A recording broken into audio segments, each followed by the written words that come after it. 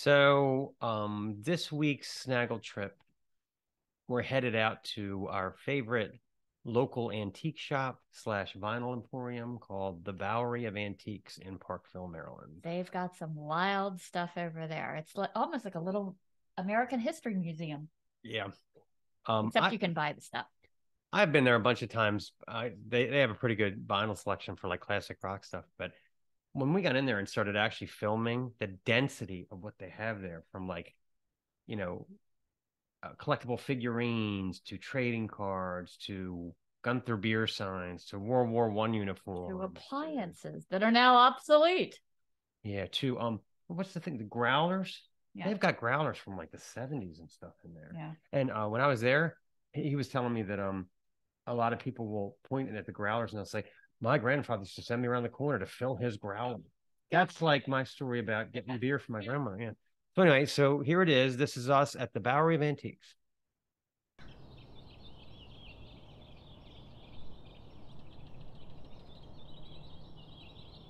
We are here with Greg Dillon from the Bowery of Antiques and Collectibles. And Greg, why don't you tell us a little bit about how long the Bowery's been around and what you guys do so well? The Bowery's been in business for over 25 years. I think it's 28 years now, something like that. Been here, I think, 7 years. We were in Fells Point for 25 years before that. Okay. We buy and sell antiques and collectibles. Yes. One of the oldest ones in the area now, because so many of us closed up. So what kind of things do you typically look for when you're buying? It's going to be a wide variety. We're going to try and get a little bit for everybody. So, like I said, it's antiques, so anything that's 100 years older, tools, furniture, that sort of thing. But we also do collectibles, so we do vinyl records. Oh, yeah. I've gotten quite a few from you guys. Yeah. Toys, trains, crystal glassware. I know you have a lot of Baltimore Colts and Baltimore Orioles classic stuff. That's one of our specialties, is we specialize in local things. Yeah. So things made in Baltimore, or Baltimore Colts, Baltimore Orioles, Baltimore Blades, and all the old hockey teams, that sort of thing. Skipjacks. Skipjacks, yeah. I'm a Flyers fan because we technically don't have a Baltimore hockey team. Yeah. They are one or the other. That is, it's better being a Flyers fan than going southwards. Yeah. Oh, understood. I will never rock the red. Yeah. So do you have like some kind of expertise where you're able to assess like they do on TV, where you have to look at the value of an item, or if somebody shows you something? I guess it's just from years of doing it, You learn a little bit of tricks every day. Something, you have to be open to everything. So the owner of the Bowery, David, he's been doing this so long, he knows pretty much everything that he can, put his hands on. Yeah.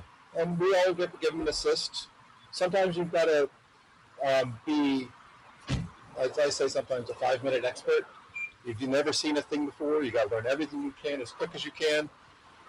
But some things, I know more about 1950s and 60s Barbies than I ever thought I would. Well, he came and took all my sticks and Survivor records. I was ready to hug the man. I was like, please, just, I don't know how I got these, So, but then it was actually really interesting because I explained to Dave about kind of the grades of vinyl, and I showed him some websites and just kind of give him some tips, and he was really interested. So, I'm always available. I'm kind of a vinyl nerd, so and those people are, dealing with vinyl, people that are obsessed with vinyl, it's a subculture, let me tell you.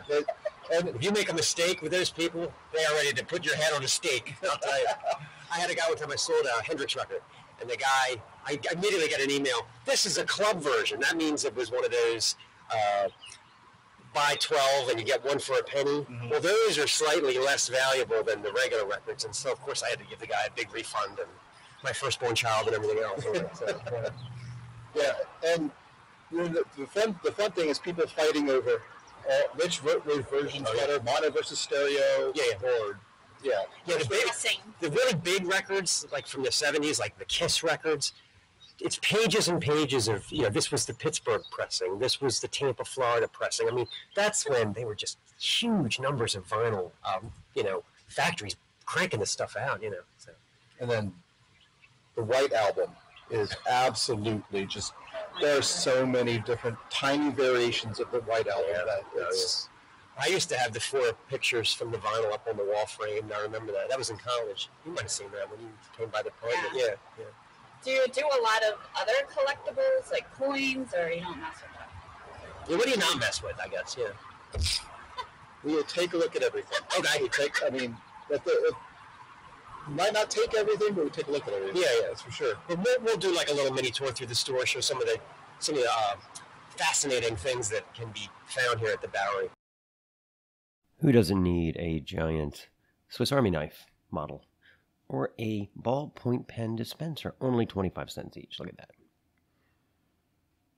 And you see miscellaneous sports memorabilia, all kinds of cool posters. You have, what's that, Colts and Bow 7. So there's a lot of Baltimore Colts and Baltimore Orioles retro stuff, mugs, jerseys. And then we have an Asian section. Look at all these Asian dolls. Quite a bit of very expensive Waterford china that we can't afford. And, oh, look at that, a retro Pepsi machine. Straight out of Back to the Future. Take a memo, Bev.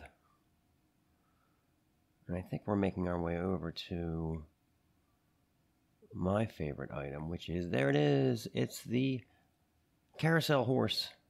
Who doesn't need one of those in their house? I mean, come on, get real. Look at all the figurines. I mean, this place is just crammed to the rafters with all kinds of collectible Star Wars trading cards, $5 each. Feeling lucky? And there's their vinyl section, which has provided quite a bit of collectorbations.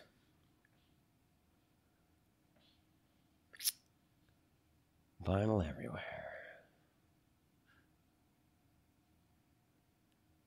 Fascinating. The Bowery is the shizzle. What can I say?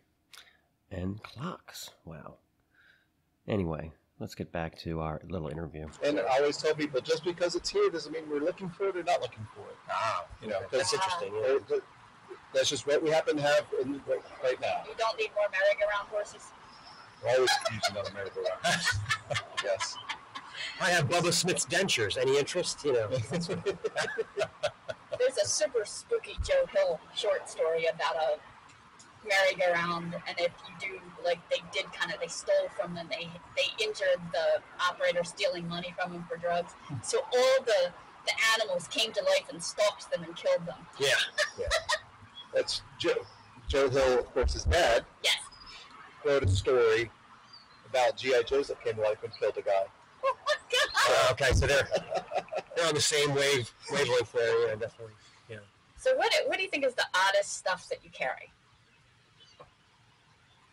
So, well, it's usually whenever I say this thing is, who's going to want this thing? That's the first thing to go. Like this is awful, and it's the first thing to go. No one's going to want this. Right. Yeah. And then there's a line for them. Right. I mean, we've had prosthetics. Wow. We've had there was a lamp in there that was made out of a tool of some sort, and it took us a year to figure out what the tool was. Oh my God. I mean, and then one day, when the customers came in, she said, "I'm not leaving until we figure it out." And we figured it out, but it's a food chop. It's an old 1800 or 1900 food chopper. But yeah, I mean, we get things in like, I don't even know what it is. Let's figure it out. Wow. That's funny. One of the questions that we ask a lot of bands when we're talking to them is, "What's the weirdest thing you found in your parents' house?" And it sounds like you guys kind of, and they always have the craziest answers, like, well, my mother has a bath brush that has a naked lady on it. We don't know why, But that's the world that you guys kind of live in. You're looking for the most oddball stuff in our parents' house. Well, that's a good summary of our job. Fascinating. So, all right, so we're gonna show you some of the things that are so interesting and odd inside the Bowery in just a minute. So thanks very much for being on the show. Thank you. We'll continue to come and look for Those oddball vinyl records that I can't believe you I'm had. going to donate some china to you, I think. I have china from 1934. None of my children want it. It's my grandmother's. Yeah. I'll just give it to you. Yeah, because you can't ship it. I know. You know, You can't I mean, do anything with it. yeah. I have it in a tote at home. Wrapped. This is the Snaggletooth Extreme Metal Podcast.